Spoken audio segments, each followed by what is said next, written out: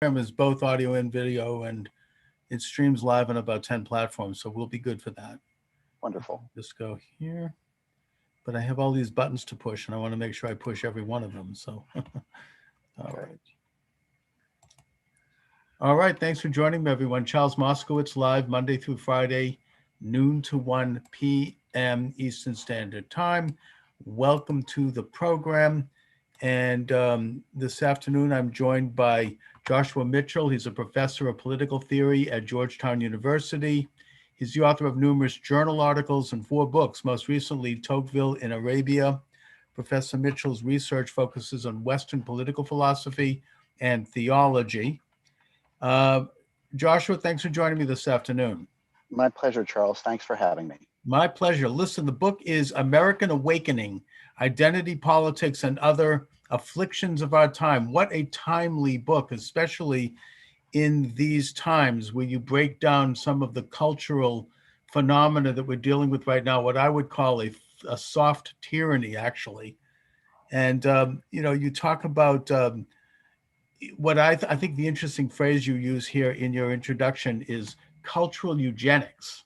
So let's start there. Talk a little bit about that. Well, it's a provocative phrase to be sure, but I think it's right. Uh, I'm old enough to remember a time and an aspiration to have in America something we called liberal politics, which was a lot of give and take, a lot of push and pull, but we were interested really in building a world together.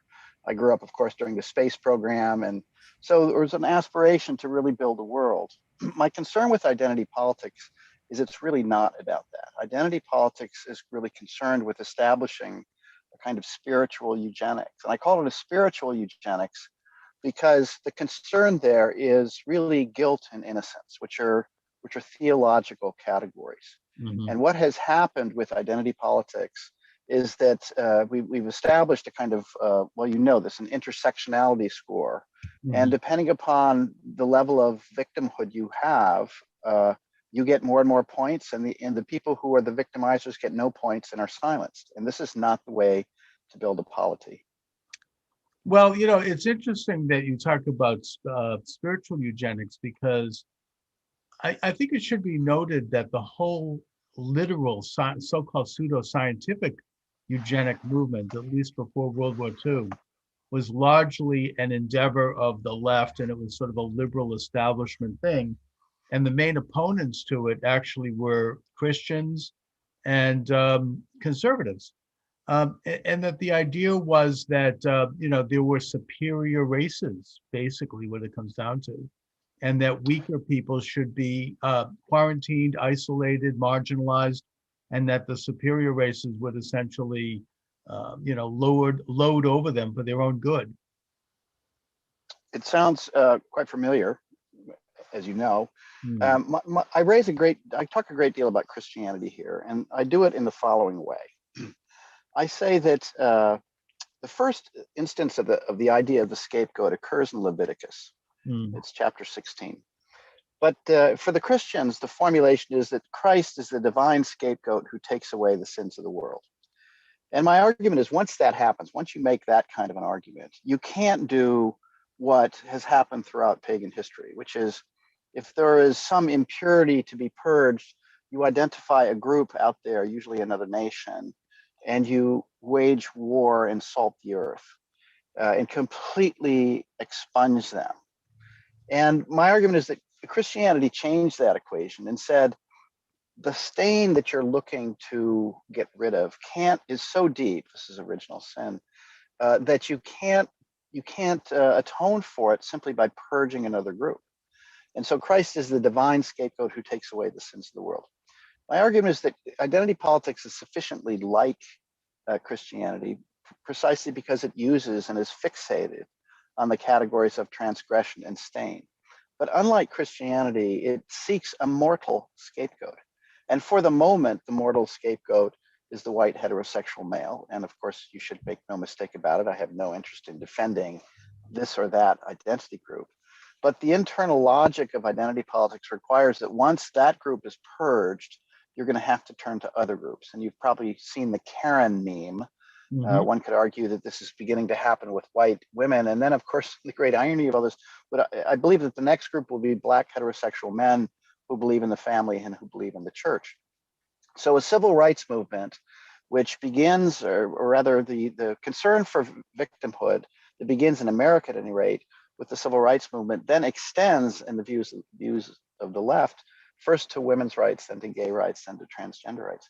So you get to the point now where with transgender claims, to be heteronormative and to believe in a conventional church makes you guilty of a thought crime.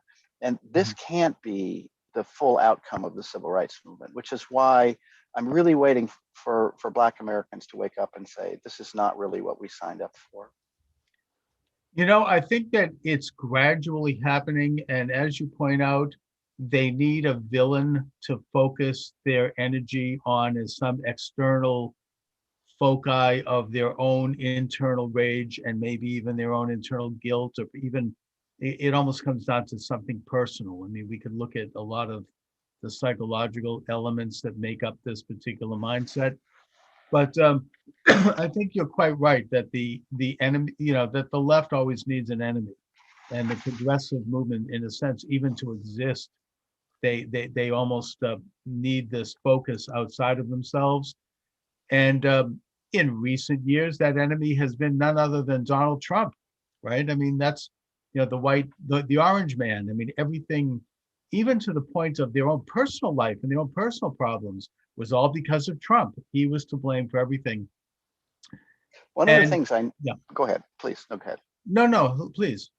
One of the things I noticed as Trump kind of stepped into the public light was that if you were in polite company, you had to say something about how despicable Donald Trump was. And I think part of the problem here is that identity politics has so taken hold that lots of white people, and I hate to use that phrase because my view is we need to go back to national origin, which tells a lot more about us Mm. than blanket things like white. But let's just carry this on for a minute. Uh, what became really fascinating to me was in white company, as it were, it really became necessary to distance yourself from him, to say all sorts of horrible things about him. The left needed him to be racist. I never believed he was. Of course Uh, not. I think he was. I think he was tone deaf, and so a lot of things that he said could be read that way. But I think that's quite silly.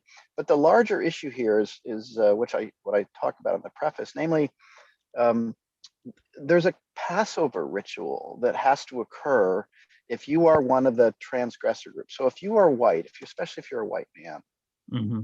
you have to demonstrate on a daily basis that you are on the side of the innocents. And of course, in the original Passover, the Jews had to paint the blood of an innocent lamb on the lintel of the door so that death would pass over. And my argument is that every day in America, whites who want social death to pass over have to call out some transgressor group, have to demonstrate that they are innocent. And so I think woke capitalism can be understood within this rubric. I'm all for using the best science to figure out what sort of world we live in and what we need to do. And I do believe we need to live much more modest lives. But it seems to me that climate change is really about more than that. The fact Mm. that we use words like clean energy and dirty fossil fuels tells me that there's something more, that people seem to be more interested than the stain and purity aspects of this than the actual science. That's why I say we're in the midst of a great awakening without God and without forgiveness. In the 1760 and 1820s American Great Awakening, the concern was purity and stain. Am I impure? How do I become pure again? And that's what a religious revival is. And my argument is we have that happening exactly right now in America.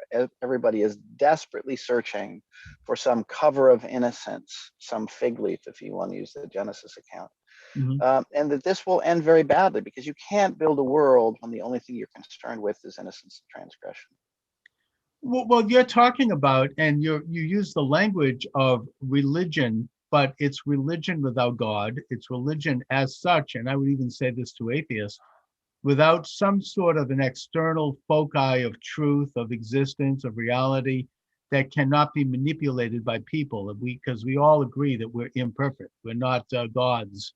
You know, the Bible, the book of Genesis says we're created in the image of God. We're not God. And that's to Yeah. say, to try to pretend you're like God is the ultimate blasphemy. That's idol worship. So, you Yeah. know, they basically, by replacing God, replace God with themselves as the arbiters, as the elite that seeks to be enlightened, and they feel justified to control others for their own good, even if that means having a Holocaust every so often.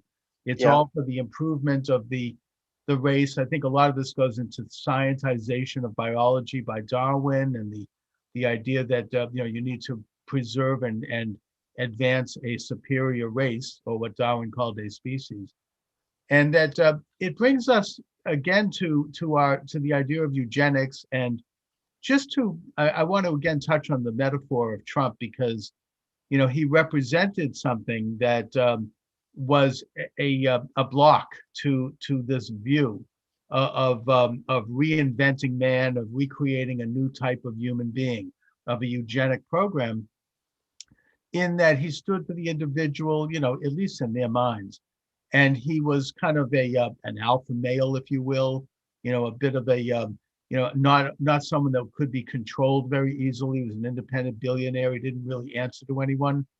And I think that was fearful to them in this scientific experiment with humanity, where everything becomes sort of controlled, and everything becomes managed. And you talk about, you know, the focus, this intense focus on race as something where I think that when you scratch the surface on the left with identity politics, they actually believe that people are literally different because of their race. They don't believe that we're all basically the same and that we all, you know, have differences individually. They actually view people as having a different thought. And I think this also gets into some of the university identity studies disciplines, whether it be feminist studies or gender studies or whatever, that they actually believe that people are literally different, that they are, you know, they are at different levels maybe of evolution. I don't know. Yeah. So let me respond to two things that you've said here. Um, the left has a clear view of what the arc of history aims toward, and it's not Donald Trump. I mean, he's literally a person that cannot exist in their world. He is, as you say, an alpha male. He's not ashamed of being whoever he is.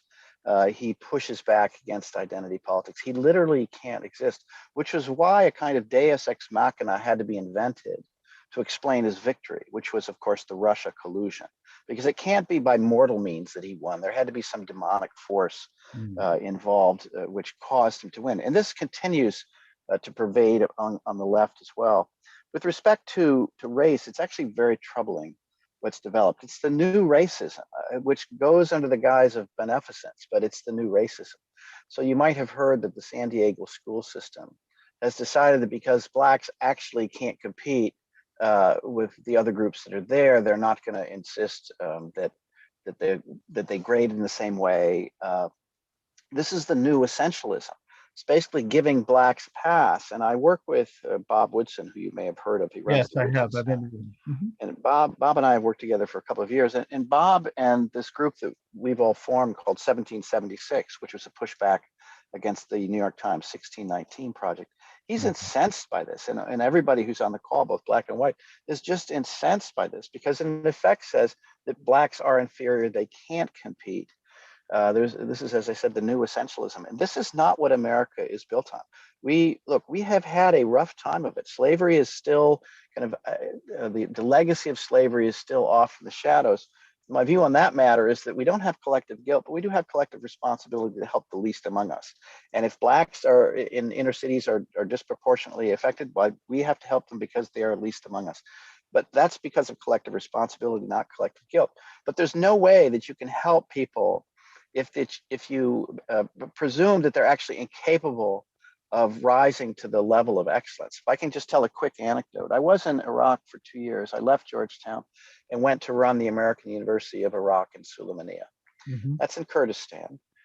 We had Arab students, we had Kurdish students, but we had a particular category of students called the Anfal students. And if you recall, Saddam Hussein practiced genocide against the Kurds, and gassed in Halabja tens of thousands of people. So we had a category of students, which were basically students whose parents were gassed to death. So these people had been through hell. So what was very interesting to watch was the division that immediately appeared in the American faculty. One group, and I count myself among this group, said, yeah, they have been through hell, all right. So the best thing we can do for them is to teach them what standards of excellence are, hold them accountable to it so that they will succeed. And then there were the guilty teachers who said, look at what we did in Iraq. Look at these poor students. They're incapable of doing their work.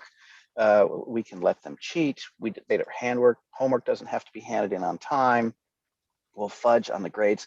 And this is how we help them. Of course, some of the students immediately fell for that.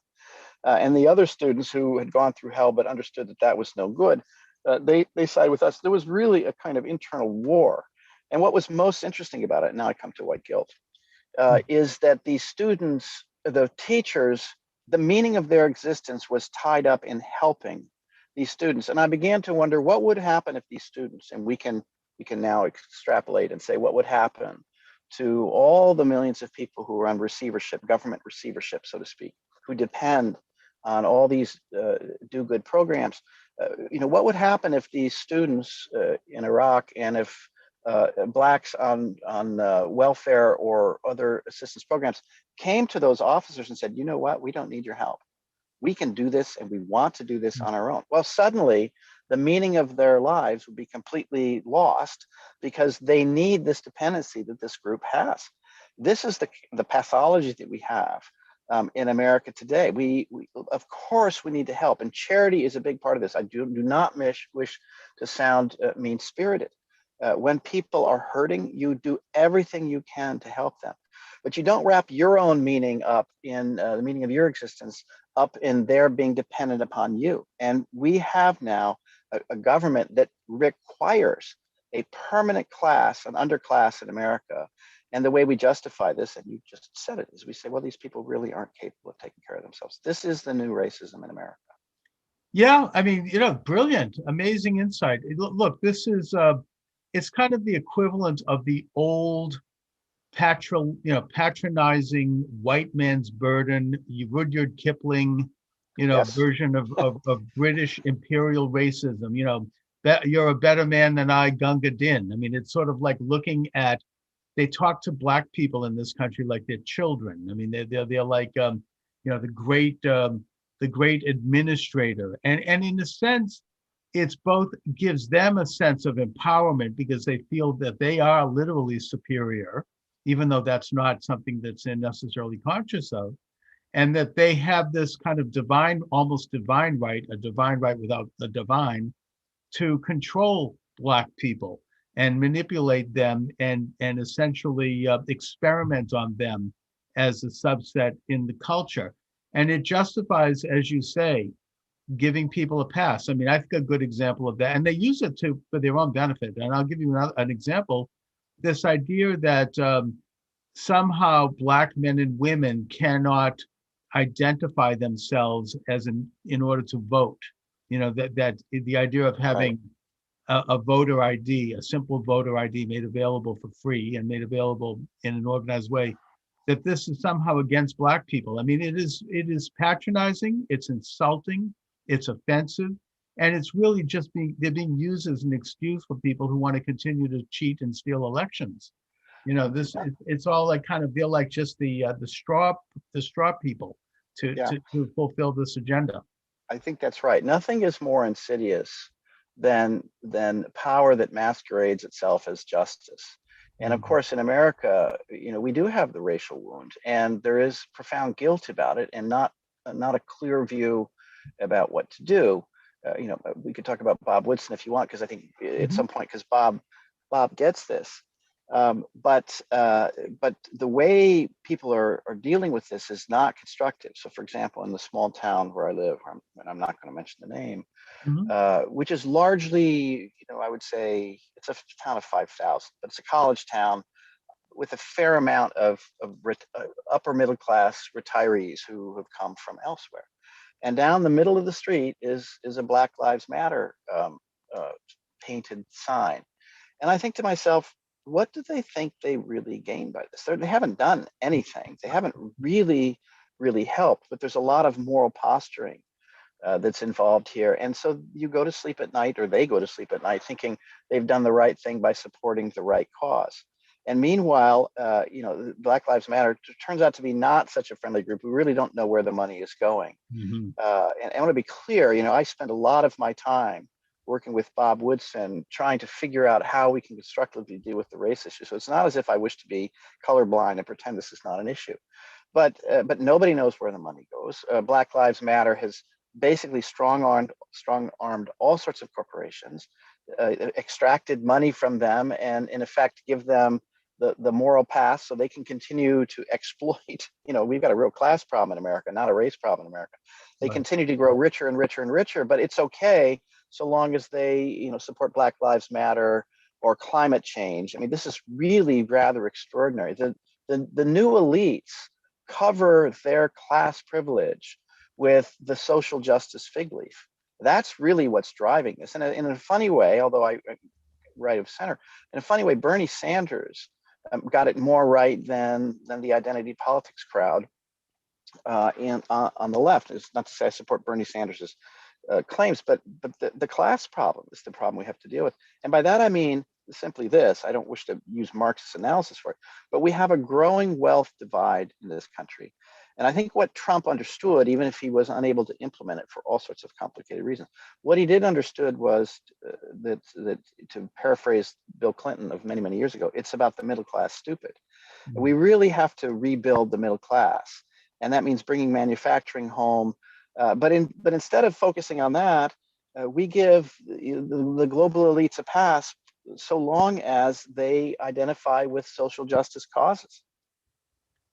Very well put. I know I live in the city of Boston, and I live near a sort of a well-to-do liberal, predominantly white suburb where you see the same Black Lives Matter signs, and people feel that by simply proclaiming this slogan, which is something we all agree with, they're going to be doing something. It's kind of like, I don't know, front groups in the 1930s calling themselves, peace, love, applehood, and mother pie, motherhood and apple Right. pie, when in fact they were communist fronts. Yeah. It's these are slogans that are things that everybody agrees with, but it puts you on a spot because if you don't agree, with this particular organization, which is not what it says it is, then somehow you're against black people. I mean, it's a classic piece of propaganda and of ledgered main. Um, Yeah. but, Let me but add. Can I add one more thing about this? please, So Marxism never really took hold in America, and it couldn't. And Lewis Hartz was the famous diagnostician of this in the 1950s. In 1955, he wrote a book called The Liberal Tradition in America. His argument was Marxism will never take hold here. That project left will never take hold here in America because Americans basically believe in individual rights and property. So it doesn't comport with our cultural categories. Identity politics is far more pernicious. Why? Because it does comport with our cultural category, because our mhm. cultural category is guilt. It comes from being a nation steeped in the Bible. And so guilt is always already there in the American psyche. And so the left could not succeed in undermining the family, the church, all our civic institutions in the Constitution through Marxism. But it will, unless we're really careful. It will do it through guilt, and more precisely racial guilt. And in Europe, the way this is happening, it's not so much racial guilt, although colonialism is there. It's national guilt about World War I, World War II, and of course the Holocaust. And the bargain that's being made over there right now on the left, by the left to everybody else, is look, I'll speak as a leftist. Look at what your nations have done. You have so much guilt. There's no, and here's the most important point: there's no way to absolve this guilt except for you to renounce your nations. Now, Mhm. if you're living in Eastern Europe and in Hungary and Poland, where they know that guilt is something to be wrestled with in the churches, they have an antidote to this because they say, yes, there is a way for us to deal with guilt. It's called forgiveness, atonement, repentance, etc. And that's how we can build a world. But in Western Europe, where they have no church whatsoever, they've retained the Christian guilt. This is the most important thing. They retain the guilt, but not the architecture that they can use to absolve themselves of it. And so the left steps in and say, well, here's the way you're going to get rid of your guilt. You're going to renounce your nation. And that's what's happening. And the right is pushing back against this, sometimes constructively, sometimes not. But this is the left's leverage. There's so much guilt, and there's no way to deal with it in Western Europe. Well, they've retained the idea of Christian guilt, except it's without Christ. Yes. If you look at the way the Communist Manifesto works, Marx says in one of the planks that you have to, in order to create socialism in a targeted society, you have to find their weaknesses, their points of vulnerability, and divide those, exploit that, work with that, create a new dialectic. And originally the Marxist dialectic was class. That's what's pushed by Bernie Sanders. I think in the 1950s, you had the Marxist theoretician Franz Fanon, who was the author of The Wretched of the Earth. And Yes. he's the one that came up with the emphasis on race and maybe on regionalism as a way to divide people and to divide the world. And the United States would be particularly targeted because that is our vulnerability. We do have a history of racism. We have a Yeah. history of white supremacy because we're multiracial, and the white race, as it were, happens to be and happened to have been the dominant race, as Yeah. opposed to maybe a European country where everybody's white. So, this has been the target, to create, it's to sow division and to create identity on both sides. People who never thought of themselves as being white all of a sudden are now classified as white, and vice versa. People are put into, the whole category of Hispanic or Latino was something that was sort of crafted in the 1970s. And that includes, this whole thing, it's a social construct. And it's one that is emphasized as a way of creating this dialectic of exploitation, that somehow if someone is not put in the category of white, they are automatically to be viewed as not only being exploited in the same way that Marx viewed the proletariat as exploited, but that therefore they have to rise up and they have to get something that is owed them because of that, regardless of anything that they may have done personally. Yeah. So you've raised a number of issues. Let me just take them in a way in reverse order. So I don't know if you know of Michael Gonzalez, who works at the Heritage Foundation. He's of Cuban descent, Mm-hmm. but he has done a full-fledged study of how the category Hispanic was invented. And of course, he's incensed by this because I'm not a Hispanic, I'm a Cuban. And that's what I was trying to say at the beginning. I think one of the things we all have to do as responsible Americans is push back on the racial label. My part of my family came from Lebanon. Part of my family came from Wales, Germany, and Holland. White, it just means absolutely nothing to me. So I think we really do need to challenge these established categories. And the way we do this, by the way, is when we fill out the forms. I refuse to sign to make the X in white, although technically that's my designation. Quick side note: if Obama had succeeded in establishing a new protected category, which was people of Northeast and Middle Eastern, North African descent, I can't remember the acronym for it, I would in fact be a protected category. And I could sue Georgetown for hostile work environment. And I could say, not because I'm conservative, but because, by God, I'm from the Middle East, and there's a prejudice here. So this, where this ends is not clear. On the matter of being white, I said at the outset, I believe in a liberal politics. And by that, I do not mean left of center. I mean a liberal politics based on interests, based on building a world together in good faith. That's, in my view, what liberalism is supposed to be. And of course, now we have only liberal equals left, and then there's those conservatives. My view is we really need to have three and not two. Well, that's three categories, not two. That's another issue. But what I tell my friends on the left is, listen, you've got millions of Americans who would rather not think in racial terms. But if you keep pressing them and saying you're white, or I'm a person of color, or opposed to white, then what you're saying is the only way that you are allowed to speak is if you claim your racial identity. That is a really, really dangerous game here. Mhm. But that's the game the left is playing, is really to try to racialize everything. I mean, my view is that we look, let us start from the fact that we have groups. I'm not opposed to groups. I mean, my father's family came from Lebanon. There are still groups of my cousins who speaking 1890 Lebanese/Syrian border mountain dialect in Worcester, Massachusetts, right down the road from you. Yeah. I have no objection to no objection. This is the way human beings start out. They start out in groups. The wonderful thing about America is not we completely erase those things. I would hope we never do, but that we can rise up just enough above those, what I call just enough liberalism, so that we can recognize each other as citizens, as persons, etc. We can't pretend that race and ethnicity and all these national markers don't exist. That's what makes the world wonderful and complicated. But to try to essentialize them, and this comes back to a point that you had made earlier, and to say these are the only things that count. When you do that and say white is the only thing that counts, and being a person of color is the only thing that counts, you can't be citizens then. And there's a certain perverse irony in all this, because it's elites who want us to think this way. And of course, they have no citizenship whatsoever. My counter to this is take a look around, people. That person who you hate because of their race, their color, whatever it happens to be, they are your fellow citizens. And you need to stop pretending that you can hover above and get rid of the national mix that we have. And let's just do what we can. We can keep our communities, but as a political matter, we have to put all that stuff down. One more thing. Mhm. You mentioned guilt without Christ, and this raises somebody we haven't spoken about who turns out to be really, really important.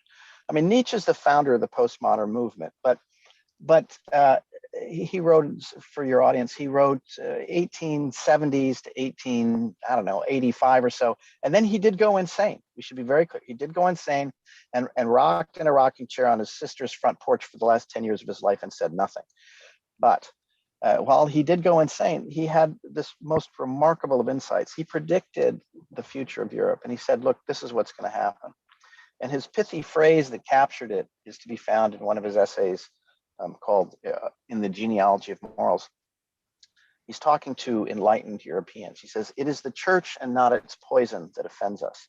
And what he meant by that was that Europe had thought it had become so enlightened, whether it's socialism or whatever it happens to be, and it didn't need religion. In fact, looked down on religion.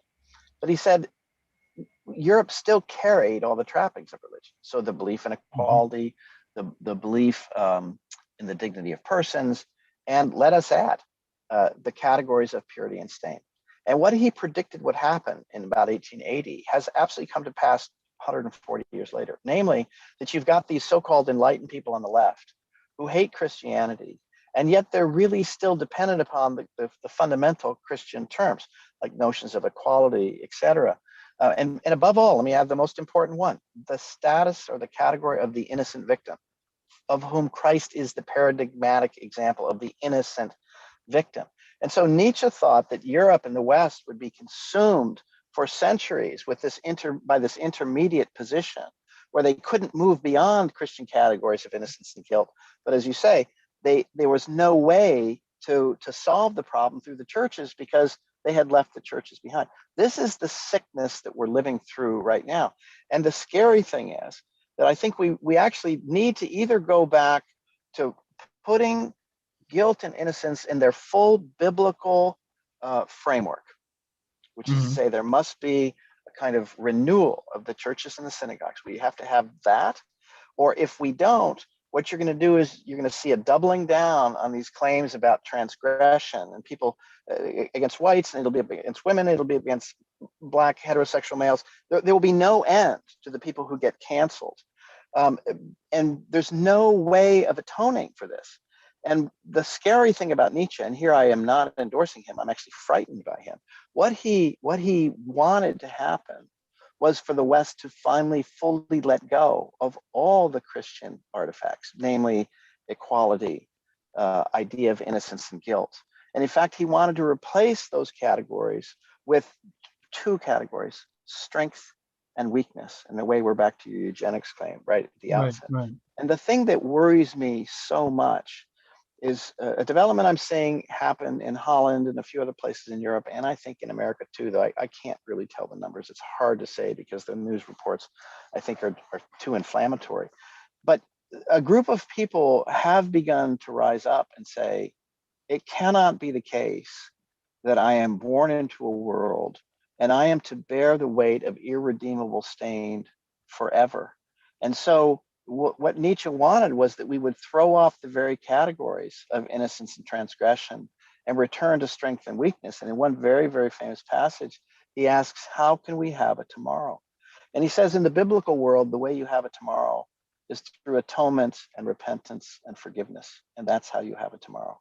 But he says, in the world that I imagine, we have a tomorrow by forgetting. Meaning, if you're European and you're tired of the weight of guilt on your shoulders, you say, yes, there was colonialism. Yes, there was World War I and World War II. Yes, there was the Holocaust.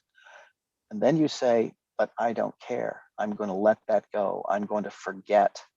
And that's what most worries me, is that when the weight of stain becomes so grave that there's nothing to lift it from your shoulders, then you start entertaining the true alt-right schemes, which are, we're done with the categories of innocence. We simply want to return to strength and weakness, and we are stronger than you. And that's where we're going, unless we can get the churches and the synagogues of America to reconsider what the wellspring of transgression and innocence are. And it's the biblical language, it's the Bible. And if the churches are unable to renew America and bringing people home and being able to say, and are able to say to them, this is the true place where you will understand innocence and transgression, then we will move in this Nietzschean alt-right direction. It's inevitable. Yeah, incredible. Great insight. I mean, this is really amazing stuff to think about. And, I guess that, George Washington, I think, laid out an American political philosophy in his farewell address when he talked about the idea that he understood that people had different religions, different, as he said, manners and customs, and that he understood that we're going to relate to those things in our own way.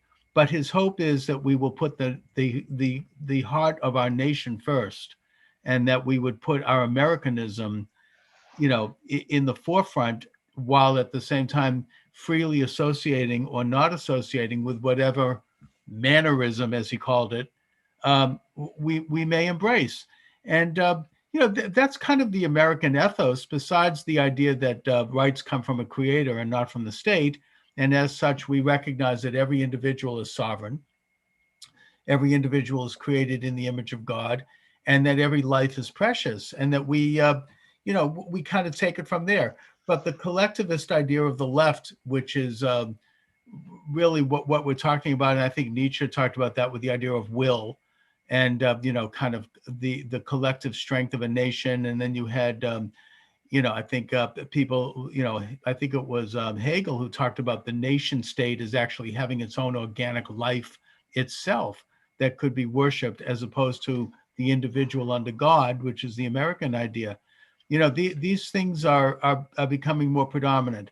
As far as the present issue of identity politics, I wonder if some of this isn't also motivated by because ultimately the truth comes out. And I think that the left establishment today, in their focus on identity politics, in a way, they're covering up their own guilt for leftist policies that have harmed Black people and the Black community, starting pretty much in the 1960s. The nationalization of welfare programs, as opposed to handling matters of welfare on a local level where people could actually be helped, and as a charity. The denouncement of the Black church, which was one of the great moral forces in this country, and which I think transformed the white church in many ways, by people like Margaret Sanger, who corrupted Black ministers as a way to get abortion clinics in Harlem, the Negro Project. The destruction of Black business, the destruction of the Black family, the destruction of Black education with their modalities that taught, behaviorism in these big, rotten inner city schools. and across the board, the end of the father in the household. The Black family was intact before welfare. This is something that Daniel Patrick Moynihan wrote about. He was Johnson's assistant secretary of labor. He warned about this. And so all they have left, I mean, and in spite of this, Black people have risen up and they've become middle class and upper class. But there's still this permanent underclass that they've created. And with we could say the introduction of drugs and the introduction of crime and all these other things that I think have a certain level of contrivance to them. And then all that's left at the end of the day, the one final arbiter to keep the peace and to help people are the police. And now they're under assault. Yeah. They're being told that they're going to be taken out of cities where people are trying to get to work and the children are trying to play out on the stoop. And we're told that they have to be defunded, that they're racist. I think that the whole question of racism in this country has receded a lot. We've come a long way, actually, in spite of these left-wing programs. And maybe this idea of identity politics now, as it's being taught, and as it has replaced the 1776 project that you've talked about. And this it was basically something that was created by this Harvard professor named Charles Pierce in the 1980s. This micromanaging, where you put someone under a microscope to find a racist gene, and you notice they only do it to people that don't kowtow to the left either. Yeah. And this might be a symptom of actually the success of the American culture, that we have moved away from racism to such a high degree that now they have to pull out a microscope to find the racist. So I don't know how old you are. I'll tell you how old I am. I'm 66. And I remember very clearly in the 60s, the movement in society, and Shelby Steele chronicles this really well. After the 1960s, it really was publicly unacceptable to be a racist. I mean, Yes. Maybe in 1960 it was. After the 1960s, it was simply unacceptable. And to your point, this attests to the profound resilience of our regime. And when people say, well, there's all sorts of racism in America, my answer to the question is, okay, so tell me, if there's problems, tell me what can't be solved by the Constitution we have and by the rule of law. I mean, are you telling me that we have to throw the whole system off? So that's, I think, the question we have to ask. If there are problems, fine. That's the greatness of our system, is it is incredibly responsive when you've got people of goodwill. And even people, you don't have people of goodwill, it's still incredibly responsive to injustices, which is why I want to defend it. But the 1960s, as you said, was also a turning to a darker threat. I mean, so on the one hand, it became publicly unacceptable, but the 1960s also began, I would characterize it as the despondency of Black America. Bob Woodson and I just wrote a piece which was published in the Wall Street Journal on Martin Luther King Day, called "How the Left Betrayed Martin Luther King." And our argument was that, if you look at the history of Black thought in America, all the way up to the 1960s, you had huge disagreements about what was to be done. But what they shared in common was the idea that human beings had agency. And Blacks, yes, they had incredible obstacles, but they believed in their capacity to do something about it. Booker T. Washington thought it was important to stay. W.E.B. Du Bois voiced all sorts of opposition, did finally leave. And then there were others who did actually leave. They didn't just voice opposition, they went back to Africa. So these three strains of thought, which were entirely different, shared in common the idea that there was human agency. When you get with the 1619 Project, the claim, which now resonates up and down the hallways of academia and all the news media every single day of the year, the claim that America is systemically racist, we have to ask the question, okay, so what's the net effect of this claim? What is the import? What's the upshot of this claim? And the upshot of the claim, whenever you make a systemic claim, you're saying, let's be clear on this, it means you can't help yourself. You and your family can't help yourself. Mm-hmm. You and your friends can't help yourself. Your churches are worthless. Your local communities can do nothing. The only thing that can help you is the state. More and more state programs, because it turns out Blacks, and turns out everybody, we're just helpless in a world, and we need more and more global managers. So that's been the big turn. And as you quite rightly point out, it had everything to do with the Great Society program, which may have started out at the right foot. I don't know how many seconds later it turned on the wrong foot, but it quickly became a mechanism through which the state could grow stronger, through which clients and people who were dependent and a professional class would cater to a Black America. But most importantly, it needed a permanent Black underclass to justify its own existence. And that's the really sick moment we're in right now. Mm-hmm. Trillions of dollars later, we now have what we never had before. Even in Jim Crow, you didn't have a permanent dependent class of Black Americans. And we should know this from our dealings with Indians. There are only two groups who have ever been in permanent dependence in the United States. It's the American Indians, who are not doing well, and that fragment of Black America that is still dependent, who don't live through their vibrant civic institutions, but live through the mechanisms of the state. This is really twisted, and it has to be undone. And they're taught resentment, and they're taught division, and they're not, the idea that in a sense, participating in the American system and becoming successful is almost seen as racist. And I've heard rhetoric like that. And you make reference to the 1619 Project, which I think was partially inspired by the really poisonous work of the late Professor Howard Zinn, who years ago I actually had the opportunity to interview. And his book, The People's History of the United States, where they basically say that the United States was founded on the day that the first slave was brought to America, and that the American Revolution was all about preserving slavery. I mean, it's a completely insidious and negative view, an anti-American view. But the problem I have, and you mentioned earlier, and I think accurately, that Americans have never embraced Marxism. We've never embraced socialism. Only a small minority. I don't think it's ever been more than at most 20% of the population. And yet I think that now you see more people on the younger side embracing this as a matter of faith without even necessarily being conscious of it. I don't know if it's because of our education system. You're a college professor, so you've had a first front porch look at the college student over time. What is going on with our, the boom, the millennials, the younger people, and their belief in such doctrines as, everyone's a white supremacist and, racial oppression and all of that? Well, so a lot of things are going on. You formulated it quite well. For one, this is a generation that's been raised on glass screens and their thumbs. Mm-hmm. And what this means is they, for lots of complicated reasons, many of them don't have real hands-on experience with the limits of life. And so the task of life is not building something together. It's a kind of social justice posturing.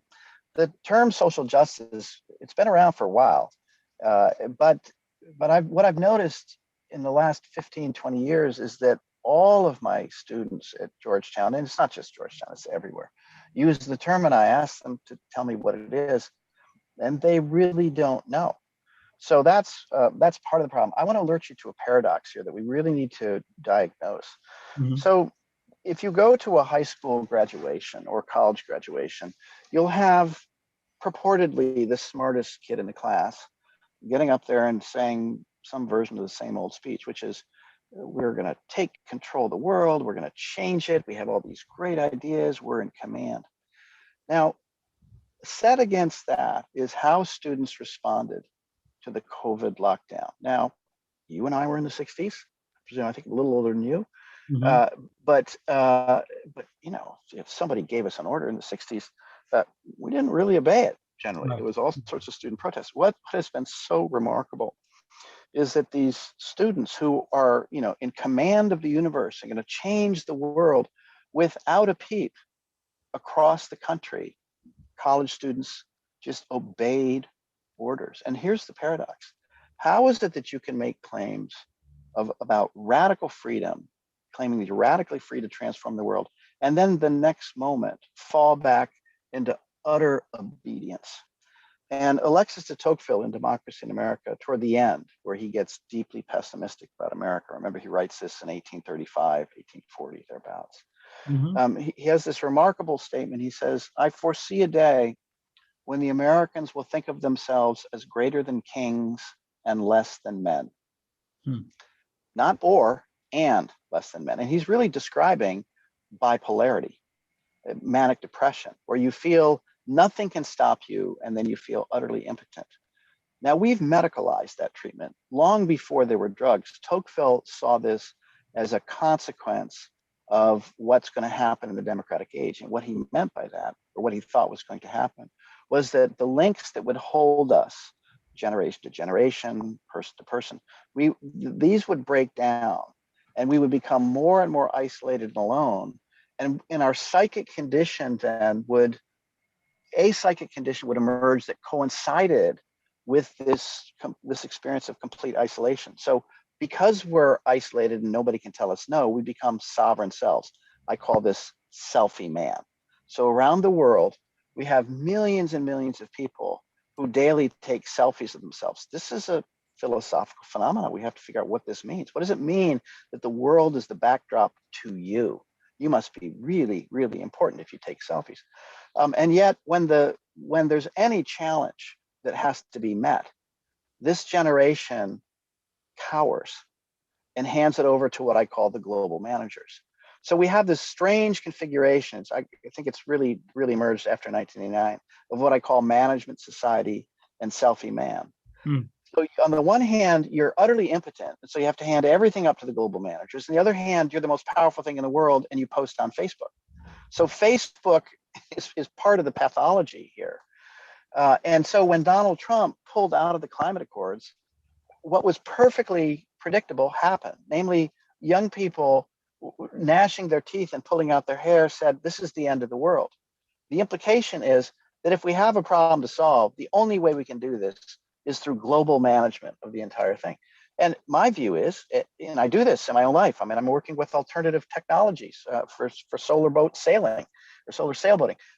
My view is, if we have a problem, then each nation should come up with its plans, just as, if we've got a COVID crisis, federalism matters. Different states have different histories and different sets of relations of institutions, and you need to hand it down to the lowest level you possibly can to solve this problem.